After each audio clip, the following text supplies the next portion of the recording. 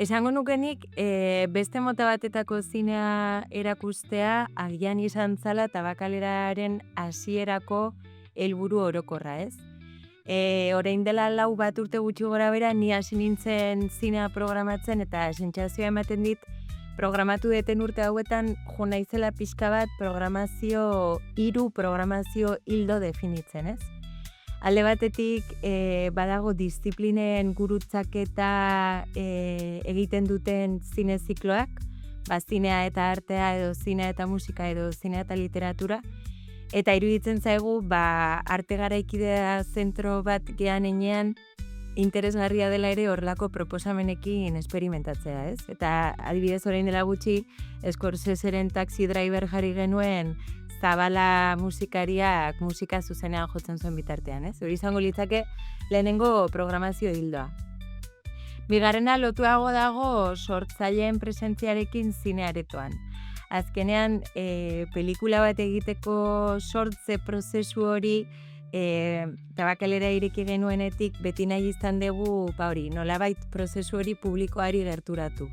Eta horretarako azken urtetan zine zuzendaria gonbidatzen ditugu aretora, ez bakarrik prozesu horiei buruz hitz egitera, baizik eta baita materiala erakustera, ez? Eta hori, niri beti iruditzen zait oso momentu edo oso material esklusibora nolabait daukazula sarbidea saio horietara bazatuz, ez? Ze zuzendariak erakusten dute agian aktorei egindako kastina, edo aktorekin egindako ensaioak, edo apatean estena baten plan de rodaje, ez? Normalean ez daukazu material horiei nola material horiek ikusteko aukera, eta saio horietan horrelako materialak erakusten dira, ez? Eta 3. lan hildoa edo programazio hildoa bai dagoela lotuago zuk esaten duzun beste zine mota bat, ez? Edo zine komertzialetatik kanpo gelditzen dena. Zentzu horretan, gaur bertan ikusiko dugu adibidez Gabriela Zorinen Anoche Conquisté Tebas pelikula, eta bestalde ere zine garaikide hainbeste ikusten ez den horretan programatzen ditugu baita aktibo dauden zuzendarien atzera begirakoak. Adibidez, da honetan Ira Sachs izeneko zuzendari estatu batuarrari egingo diogu atzera begirakoa. Eta pixka bat, programazio hildo hauek zeharkatzen dituen beste helburu garrantzitsu bat azken urtetan Tabakalerarentzat izan da, programatzeko garaian, programatzen duenen artean ere aniztasuna egon dadin, ez? Eta horregatik besteak beste Gazteak Zinean izeneko proiektua. Ez nik bakarrik programatzeko zine aretoa, baizik eta pertsona ezberdinek elkarrekin programatu dezagun zine aretoa. Neri gehien gustatzen zaidan gauzetako bat da beti. Hori ere oso subjektiboa da eta igual batzuei gehiago gustatzen zaie eta beste batzuei gutxigo. Neri iruditzen zait pelikulek beste dimensio bat lortu dezaketela aurkezpen baten bitartez edo solasaldi baten bitartez, ez? Nire sentsazioa da ikusle bat zinera badator eta zuzendaria bera aretoan badago, gaur eukiko dugun bezala, hori aurkezpen txiki bat egin, baina gero solasaldi baten bitartez, nolabait, pelikulan sakontzeko, iruditzen zait hori, dimentsio berri bat gehitzen zaiola pelikula berari.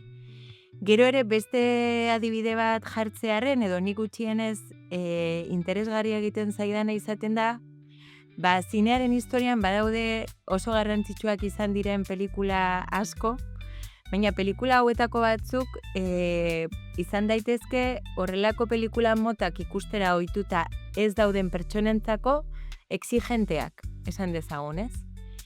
Eta ordan neri oso polita egiten zaitere nolabait aurkezpen baten bitartez mediadore lana egiten dezunean pelikula horren eta ikuslearen arteko esperientzia horretan, ez?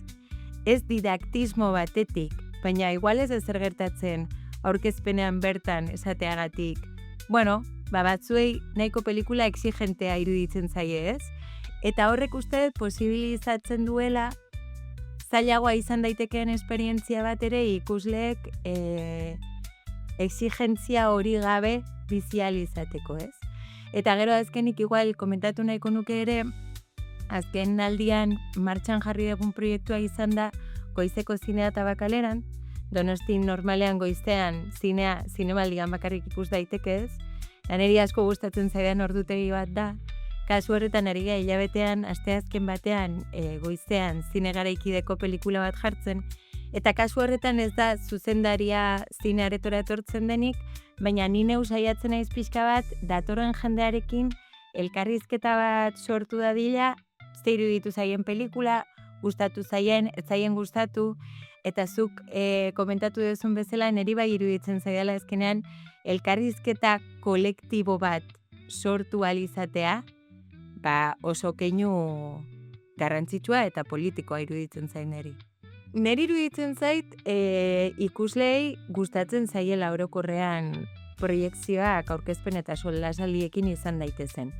Aldi berean egia da ere, asko kostatzen zaiela hitz egitera animatzea orokorrean. Galdera bat egitea edo komentario bat egitea ez da hain erresa. Baina sentsazioa ematen dit naiz eta beraiek parte hartzera ez animatu, entzuten oso gustora egoten direla. Orduan agian oker nago, baina niri sentsazioa ematen dit jendeari orokorrean gustatzen zaion esperientzia bat izaten dela. Bueno, niri iruditzen zait oso berezia dela zine areto hau, zine areto honek ez eukitzea programatzaile bakar bat, ez? Baizik eta erakunde ezberdinen artean egiten dugula programazioa. Horrek nire ustez eskaintzen duena da oso programazio anitza. Eta hori ez, asteazkenetan beti Donostia Kulturak Nosferatu zikloa izaten du.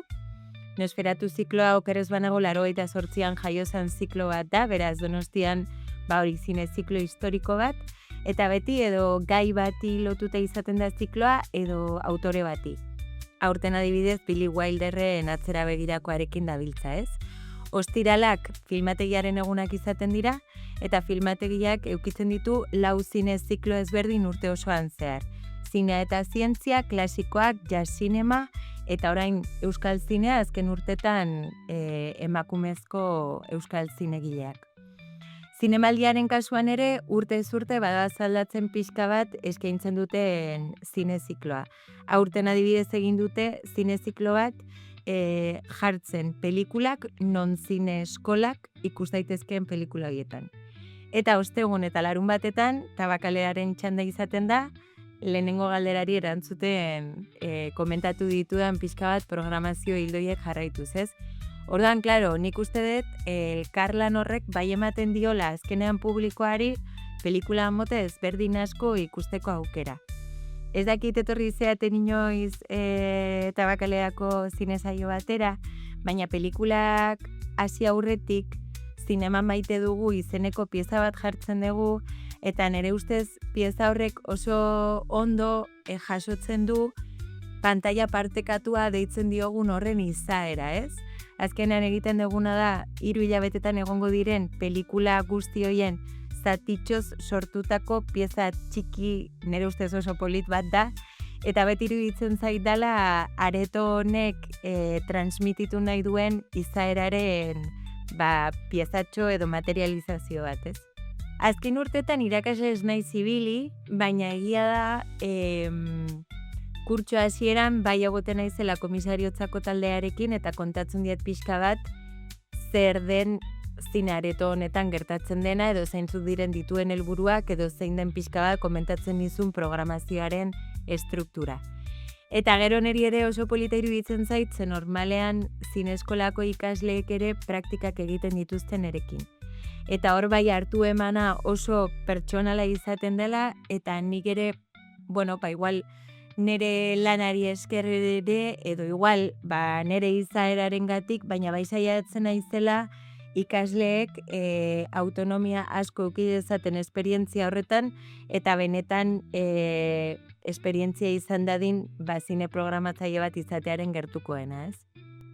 Nik uste dut zine aretoaren erronka beti dela jendea erakartzea, eta gazteak zinean proiektuarekin lotuta esan dugun erronka hori ere, ez? Gazteak erakartzea. Niri askotan gustatuko litzaidakena da, zine areto honetara datorren jendeak sentitu dezan aretoa beraiena dela. Eroso egon daitezen, eduki dezaten beti gauzak deskubritzeko aukera, baina gehien bat etxean sentitu daitezen. Nik uste dut hori dala zineareto batek eskaini dezaken gauza politena, ez? Orduan, nik uste erronka beti dala ikustea nola gerturatu gaitezken jendearen gana, azkenean jendeak areto hau beria egin dezan. Hori izango litzaken ere erronka pertsonala.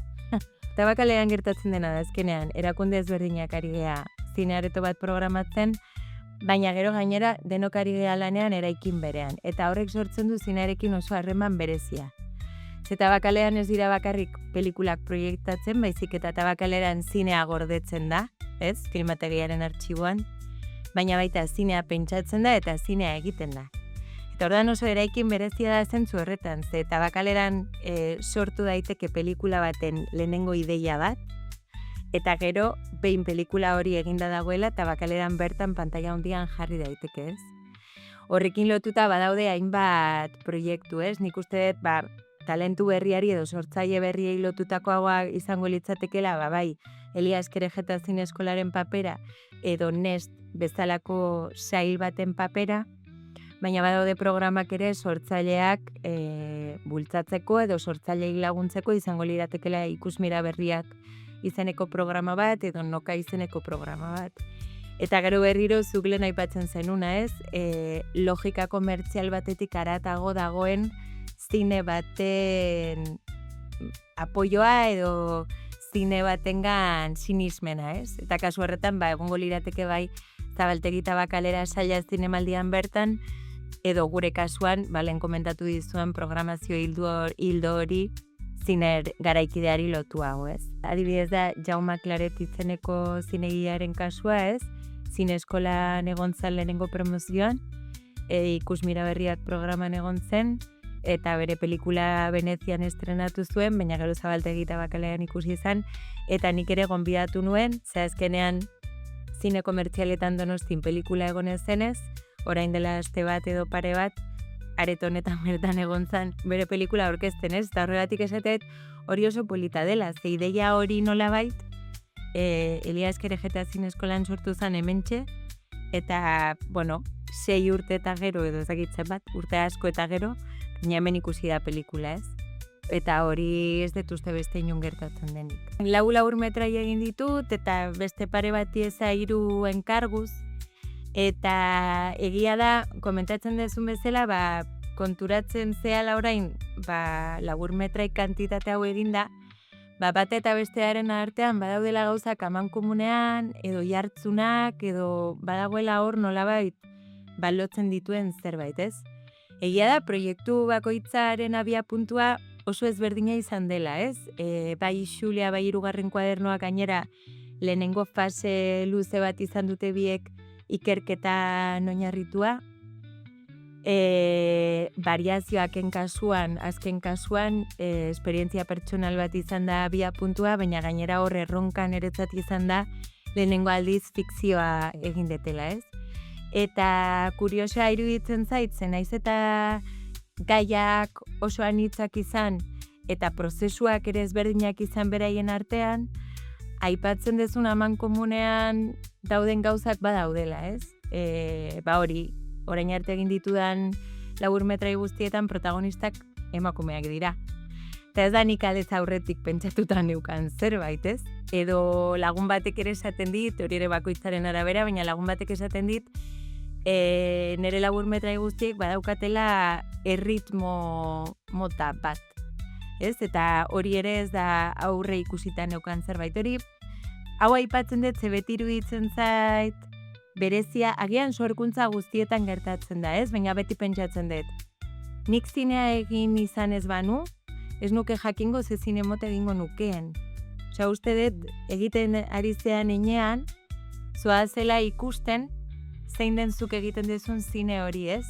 Baina ez dela lehenago hartutako erabakiak daudelako, baizik eta nolabait egiten dezun horrek eramaten zaituelako egitera era zehatz batean. Eta nire kasuan oraingoz, protagonista guztiak emakumeak dira, ez? Bai, Berlinale Talents Lab programara aurkeztu nintzen idazten ari naizen luze metrai batekin, eta hor jarraitzen dut, oraindik uste dut goizegi dela ezer kontatzeko ze izenburua eta den ari naiz aldatzen behin eta berriro. Baina ez hori bakarrik, baizik eta orain beste luzemetrai berri bat hasi naizela idazten. Hori ere uste dut bakoitzaren arabera asko aldatzen dela, baina niri adibidez orain ikusten ari naiz ere luzemetrai baten proiektuaren kasuan direla horrelako prozesu luzeagoak, ondo ari zela etortzen bakar batean zentratu garrean, momentu honetan birekin ibiltzea saltoka batetik bestera eta ikusiko dugu inoiz bi hauetako zein den pelikula izatera iristen dena.